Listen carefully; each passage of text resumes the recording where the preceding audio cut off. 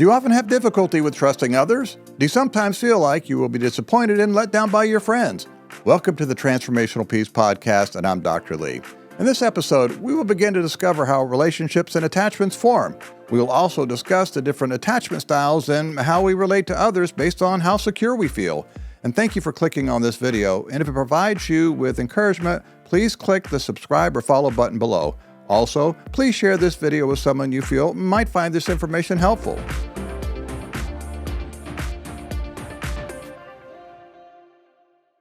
Hello friends, thanks for joining me. And today we'll be discussing healing attachment wounds, a deep dive into the 4 attachment styles and their impact on relationships. This video will be the first in a 2-part video series. In this video, we're going to explore how everyone has their own style of bonding with others emotionally. Attachment is a complex and fundamental aspect of relationships and consequently is a bonding process. It is rooted in early childhood experiences and influences our interactions throughout life. Initially formed through the bonds with primary caregivers, attachment shapes our ability to trust, navigate emotions, and engage with others. Secure attachment fosters a sense of safety and support, enabling us to explore our world confidently. Conversely, insecure attachment can lead to difficulties in forming intimate connections, managing stress, and regulating our emotions. Understanding our attachment style can offer valuable insights into relational patterns and provide a foundation for personal growth and healing. Through self-awareness and intentional efforts, we can navigate attachment challenges, cultivate healthier relationships, and foster emotional well-being. First, I'm going to define attachments and give you some different scenarios of how attachments work. Second, I'm going to review how 2 of the 4 major attachment types work. With this, I'm also going to give some examples of how the different attachment styles operate. So attachment theory essentially states that the way we bond with our primary caregivers forms the way we attach or form relationships with others throughout our lives. Whatever happened in our early relationships serves as our rules for our future relationships. In other words, an attachment style, secure or insecure, is what we develop in early childhood and influences our communications, emotions, needs, and how we handle conflict and expectations in relationships. Think of it like your original blueprint for the rest of your life.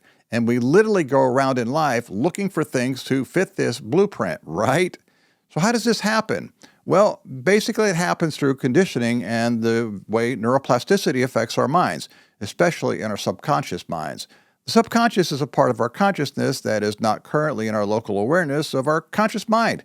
Wow, that was a mouthful. So actually, the subconscious is anything in the mind that can't be consciously processed at that moment, but can be recalled later. And all of this early conditioning happens in basically the first 2 years of our lives. So I'll give you a short example here. Let's imagine you grew up in a household where you had an emotionally needy caregiver, which can and will create an insecure attachment. And let's further imagine your caregiver would occasionally expect you as a child to carry or fix their emotional burdens. In this instance, we can see that the caregiver is using you as a child to provide or satisfy their need while neglecting the child, emotional and physical needs. In other words, we as children learn that, in this case, our needs simply don't matter. And the amazing thing about being a child is that we personalize everything because we're trying to build our experience base to better understand our world. And so the narrative for us as children, due to the low self-esteem or self-worth, becomes, there must be something wrong with me, or I must be bad, or I'm just not good enough or worthy enough. When this happens, we as children begin to attach negative meaning to everything in our environment or experience. And this repeated exposure creates an emotional response which hardwires our neurology. And fortunately or unfortunately, the attachment style we develop in early childhood has a life course influence on how we communicate our emotions and how we respond to conflicts within our relationships. Clearly, we form deep beliefs through our different attachment styles. And this sets up beliefs about ourselves, which affects our friendships, career, and basically every aspect of our life. So now we're going to talk about the different attachment styles. The 4 major attachment styles are secure attachment, anxious preoccupied, dismissive avoidant, and fearful avoidant. Obviously, secure attachment is a secure attachment, and anxious preoccupied, dismissive avoidant, and fearful avoidant are insecure attachments. So for the purpose of this video, I will only be discussing secure attachment and fearful avoidant attachment. The remaining 2, anxious preoccupied and dismissive avoidant, will be discussed in part 2 of this 2-part video series. So the first one we'll discuss is a securely attached child growing into a securely attached adult. So a secure attachment refers to a bond that is formed where we as infants felt safe, connected, and able to express our emotions freely and receive comfort from our caregivers. And something noteworthy about secure attached individuals is we received a lot of approach-oriented behaviors in our childhood. In other words, as a child, if you were crying or had some other need, you experienced your parent or caregiver moving towards you, and this is really, really important. Consequently, if we get our needs met, we learn that it is safe to express our needs and rely on other people. Because we grew up with a secure attachment, we also learned that our caregivers were not only responsive to our needs, but that the world was also a reasonably secure place to explore. Additionally, we learned growing up that when the world did become scary or overwhelming, we had a safe place to turn to in our caregiver. And consequently, as we grew up, we learned how to become our own safety and security. We learned that we are trustworthy, others are trustworthy, and that our bond or attachment between us is also trustworthy. When we are securely attached, we have a greater trust in our connection with others, which provides an increased probability for success in life. So I'll give you a brief example here. Sometimes when I take a lunch break from clinic, I'll go to a nearby local park and eat lunch and, quite frankly, get some fresh air and relax. There's a playground, and often there are mothers with their young children, and they do what they do best, play together and make friends. I distinctly recall on this one occasion, there was this little boy, probably 4 or 5, and he was living large and having the time of his life. It was great to watch him curiously explore the playground and interact with other children. He clearly felt safe in his environment, and interestingly enough, I could see him occasionally glance over at his mother, and the look on his face was, "Yep, she's still there." And then he did something even more amazing. After he had played to his heart's content, he went over to his mother, grabbed her hand, and pulled on her while pointing to the swing set he had just been playing on with the other children. She got up and went over to the swing set, and they began swinging together. He clearly wanted her to be a part of his secure experience. And one last thought on secure attachments. Because we feel safe and loved for who we are, not just what we do, we're also able to experience this even during challenging times in our life. So next we'll be talking about fearful avoidant as an insecure attachment. Fearful avoidant attachment, additionally known as disorganized attachment, is typically characterized by high levels of avoidance and anxiety in relationships. As a fearful avoidant child, we were often exposed to erratic or inconsistent parenting styles. Typically, our parents were struggling with their own issues like anxiety or depression and consequently weren't able to meet our needs. Sometimes they were anxious, but they weren't always anxious, so they weren't completely dismissive. In other words, our experience of secure attachment was inconsistent. As a result, which some of you may have already guessed, we often sought out closeness and comfort from our caregivers. However, once we received this closeness and comfort, we became fearful. So some of you may be thinking, well, that doesn't sound too bad. Well, yes and no. This type of parenting style causes us as children to have difficulty trying to figure out what type of attachment or coping style to pick, which creates a perpetual state of indecision.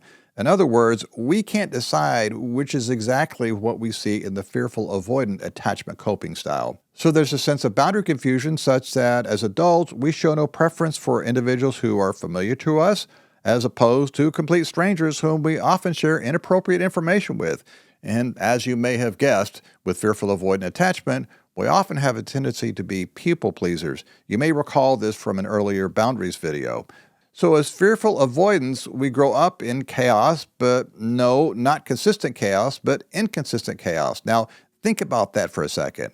So because we can't decide, we really don't have one type of coping strategy in terms of attachments, and this all began in infancy. As an infant, your caregiver was your access to everything in life, so maybe your caregiver was abusive. The person who you were dependent on for everything in your life was the same person who was threatening your life. Obviously, this would be very disorienting to us as infants. It's like we're literally getting tossed about like a wave in the ocean, and in terms of learning how to bond or form relationships with others, this can obviously be challenging.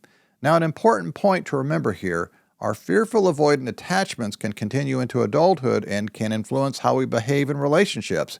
Clearly, from this example, what becomes problematic for us is when we feel like we have too many demands placed on us. With this, we often feel overwhelmed and back away from further responsibility. And here's what it looks like when we're fearful avoidant. We're a little bit more prone to anxiety, depression, and relational issues. I'm reminded of another example of this, which I experienced many years ago. It was during the 80s, and I believe it was my first job after I graduated from college. Yeah, I know, back when the dinosaurs were still roaming around. As I recall, a whole new division for this company had been hired, and our area was pretty much people all around the same age. Curiously enough, we had our own cubicles, which were our desks where our personal office spaces were arranged. Yes, this was an 80s thing where getting an office with a door was a big deal, but hey, working from home would have been way better. At any rate, as we got to know each other, I became good friends with a girl in the cubicle next to me. She had moved into town from a few states over, and so I tried to help her get acquainted with the local vibe. And then one day it happened. It was in the afternoon when she suddenly walked into my cubicle and appeared very upset. Her face was beet red and she was almost in tears. I tried to console her, but what she said next was stunning. "I just know that I'm not doing a good job and he's going to probably fire me." Apparently, she had noticed an unusual number of unfamiliar people walking in and out of our supervisor's office throughout the day. Now, mind you, we'd all only been working for the company for a couple of months, so you can imagine the shock on my face. So I said, "Why would you think that?" And honestly, I don't think she even heard what I said. After maybe a half an hour or so, she was able to regain her composure. However, after that episode, every few days when I would run into her at the office, the conversation would always turn towards her concern or worry about her getting fired. And honestly, I often found myself kind of wanting to avoid her when I saw her and that the conversations were so unpleasant. Sometime later, I found out from another colleague that our supervisor had been in meetings with people from another department for an upcoming project. Needless to say, she never did get fired. However, I do remember her leaving the company a few months after this incident to work for a different company. One of the most common traits we experience with fearful avoidant attachment is the fear of abandonment, which is clear from this example. We have trouble completely committing to relationships due to the abandonment issues in that we still want our own space, which creates obvious challenges to relationships. It's like this idea of approach avoidance. In other words, we move towards a relationship because that's what we desire. However, when it becomes too demanding or serious and we get too close, we pull away for fear of becoming injured, which parallels what we experience in infancy. So I hope you enjoyed the video and make sure you check out next week's video, which will be part 2 of Healing Attachment Wounds, a deep dive into the 4 attachment styles and their impact on relationships. We'll be talking about the remaining 2 attachment styles, anxious preoccupied and dismissive avoidant, and I'll be giving some beginning ideas on how to manage and work with these attachment styles. And remember, the pages of yesterday cannot be revised, but the pages of tomorrow are blank and you hold the pen. Make it an inspiring story. Grace and peace unto you. I'm Dr. Lee.